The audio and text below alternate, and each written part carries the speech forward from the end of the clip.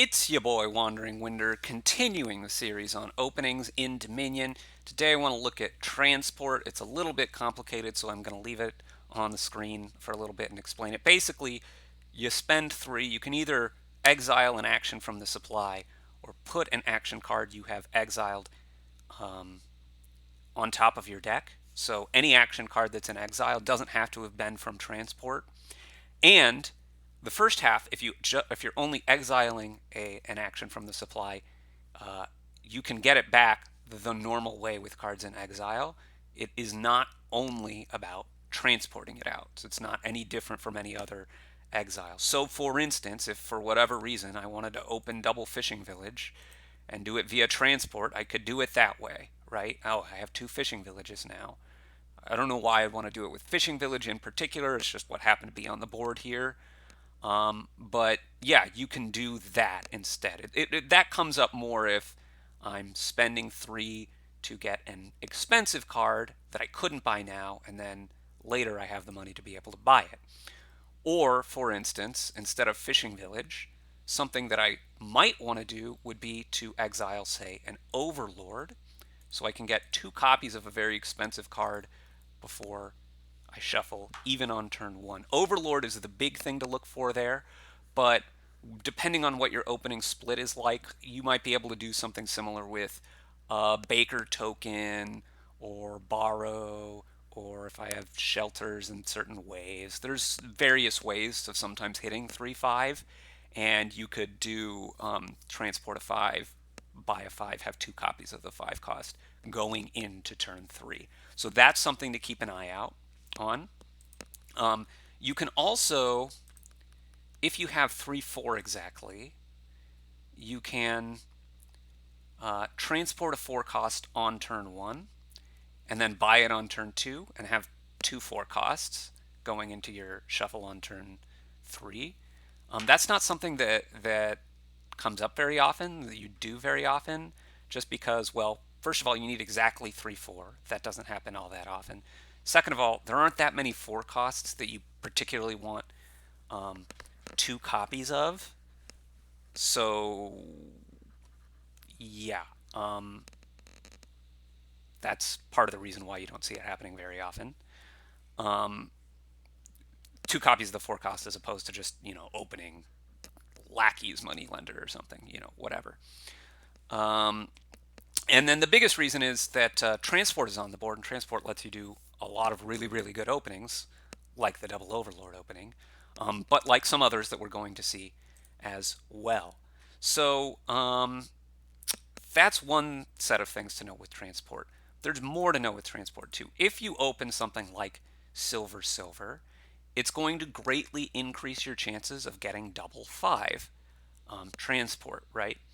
Now, I don't actually recommend this because of what we're going to talk about a little bit later. I don't recommend doing this very often, but I think it's important to know that it's something you can think about. So here I hit 5 just naturally, and I can buy a 5, and that's all there is to it.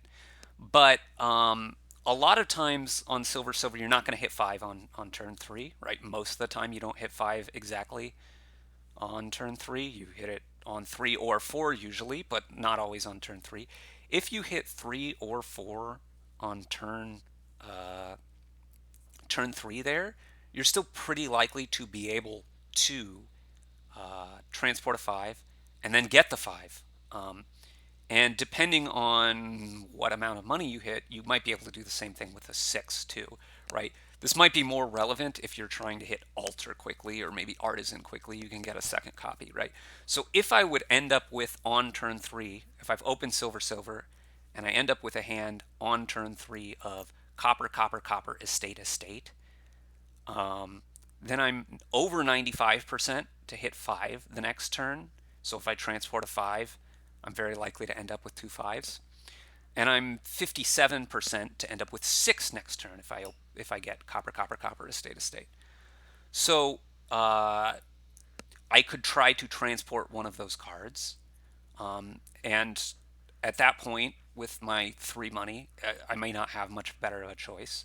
So I transport whatever card and get 2 copies of it, and I'm likely to, right?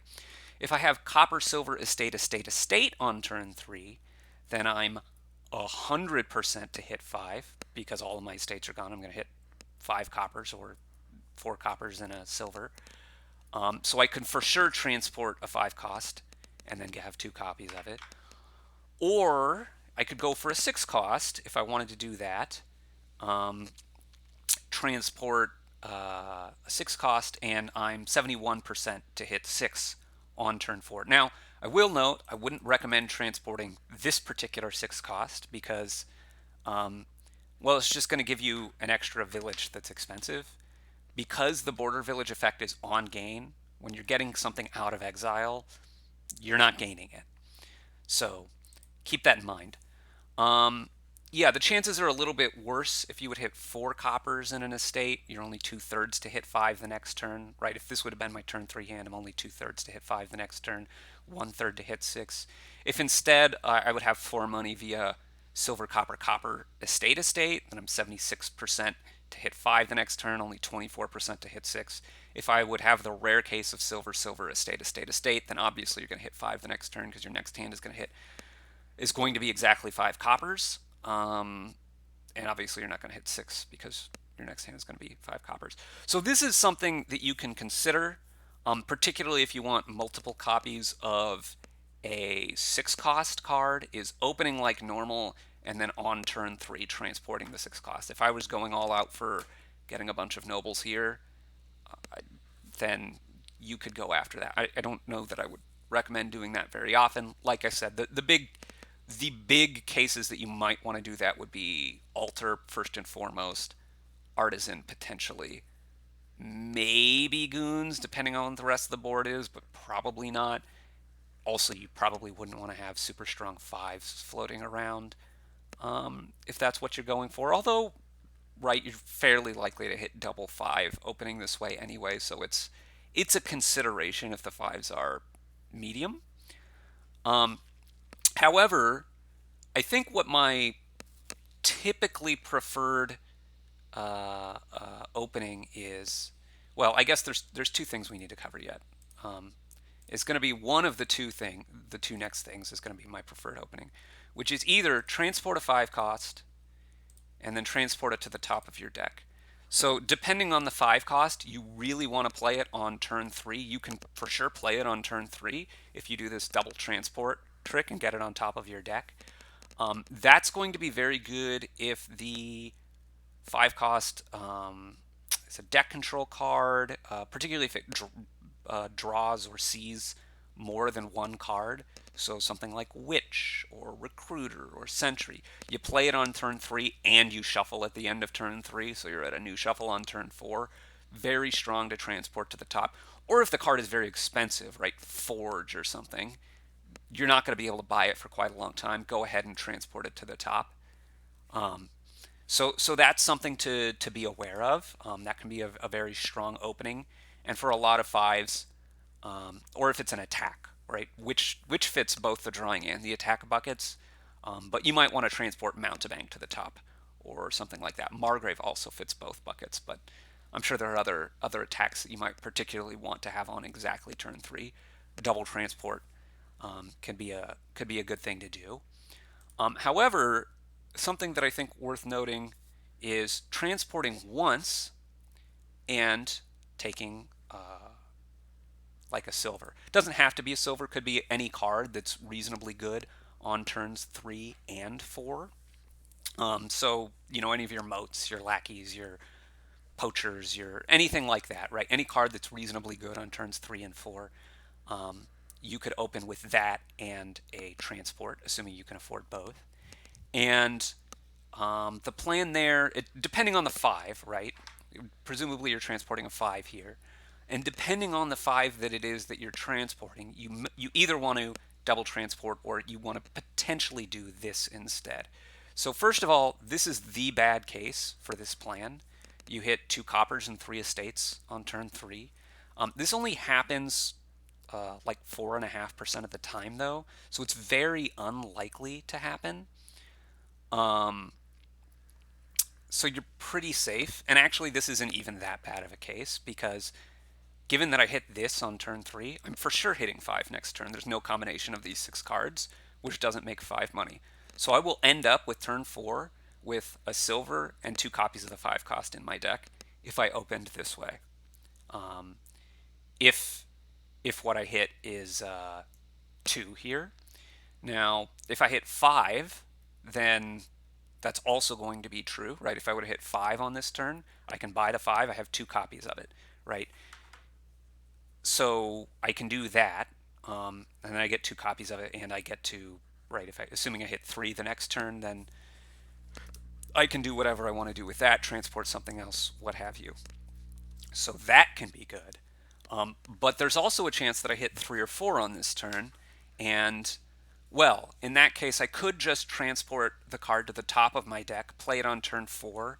In that case, it's not really worse than having transported to get it on top on turn 3, probably, because I'm just going to play it on turn 4 rather than turn 3. And for these cards, right, again, you have to think about which 5 cost it is, but for a bunch of 5 costs, it doesn't really matter whether you play it on turn 3 or turn 4 because it's played in the same shuffle either way. But if I hit 3 or 4 on turn 3, I can also take a chance of getting a lot of copies of the 5 cost. So if I've opened Silver transported 5 cost, and my turn 3 hand is copper, copper, copper, estate, estate. Now I'm 5/6 to hit 5 on the next turn. The only way it doesn't work is if the silver bottom decks, right? I could transport again and then probably have 3 copies of the 5 cost plus a silver. That can be very, very strong. If my hand is silver, copper, estate, estate, estate, I'm 100% to hit 5 the next turn and have that case. If my hand is 4 money, it gets sketchier, right? 4 coppers and an estate, I'm only 1/3 to hit 5. At that point, I probably abandon the plan and just transport the copy of the 5 cost to the top of my deck and say, okay, it didn't work out that well, but I still get to play the 5 cost on turn 4, and that can be quite good. And probably I can, buy the 5 cost anyway the next turn, depending on what 5 cost it is, right? If it's a money making 5 cost, potentially you can transport it to the top on turn 4, play it, and then you'll probably hit 5 again once you've played a treasurer or even a mountebank or something, or a tormentor, say. The other thing that you can, the last case is silver, copper, copper, estate, estate. In that case, you're hitting 4 again. You're only 1/6 to hit 5. You need the estate to bottom deck. I would really recommend transporting a 5 cost to the top then, to just get it in and played that shuffle because you're unlikely to get multiple copies otherwise anyway. So yeah, typically look out for Overlord or ways to get multiple 5s before turn 2. For a lot of 5 cost or expensive cards, you're going to want to transport a card into exile on turn 1, transport it to the top on turn 2. But for a lot, you can go economic card of some variety and transport to the top, and then see if you can't get multiple copies on turns 3 and 4, with the fallback position really being not worse, depending on the expensive card. It might not be worse than the case of going transport, transport, playing the thing on turn 3. Again, you need to look at what the expensive card is to figure out, do I want to play it on exactly turn 3, or does it not matter if I play it on turn 4? I know this has been a long video, but I think transport deserves it. There are a lot of things going on with it, a lot of options, and a lot of things to be thinking about with transport. Very powerful option in the opening and early turns of the game. Thanks for watching.